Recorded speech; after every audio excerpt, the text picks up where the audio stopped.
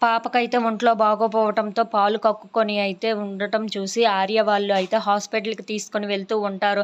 అలా వాళ్ళందరూ అయితే చాలా కంగారు పడిపోతూ పాపనైతే హాస్పిటల్‌లోనికి తీసుకొని వెళ్తూ ఉంటారు. ఇంతలో పద్మావతి, విక్కీ వాళ్ళు అయితే వాళ్ళ ఇంటికి వస్తూ ఉంటారు. పాప ఏది అని చెప్పేసి అయితే అడుగుతూ ఉంటారు. ఆ మాటలు వినగానే పాపకి ఒంట్లో బాగోలేదు. పాలు కక్కుకుంటూ ఉంటే ఆర్య వాళ్ళు హాస్పిటల్‌కి తీసుకొని వెళ్లారు. చాలా కంగారుగా వెళ్లారు. నాకు ఏమవుతుందో ఏమో అని చాలా టెన్షన్‌గా ఉంది.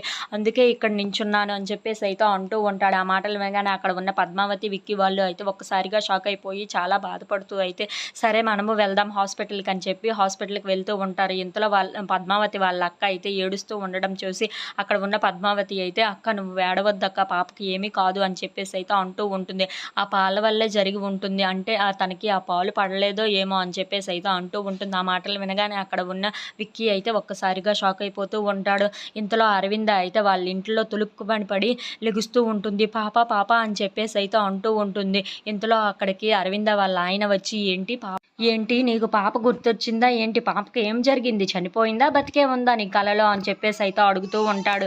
ఆ మాటలు వినగానే అక్కడ ఉన్న అరవింద అయితే చాలా కోపంగా తన భర్తను అయితే చూస్తూ ఉంటుంది. ఇంతలో అక్కడ ఉన్న వాళ్ళ ఆయన మాత్రం పాప నీ బ్రతికే ఉందా? లేకంటే చనిపోయిందా? ఎక్కడ ఉందో నీకు కనీసం తెలుసా? అని చెప్పేసి అయితే అడుగుతూ ఉంటాడు. ఆ మాటలు వినగానే అక్కడ ఉన్న అరవింద అయితే చాలా బాధపడుతూ తన పాపను తలుచుకుంటూ అయితే ఏడుస్తూ ఉంటుంది. ఇంతలో అక్కడ ఉన్న అరవింద వాళ్ళ ఆయన మాత్రం ఆ పాపని ఎలాగైనా చంపేయాలని చెప్పేసి అయితే అనుకుంటూ ఉంటాడు. If you like this video please like, share and subscribe.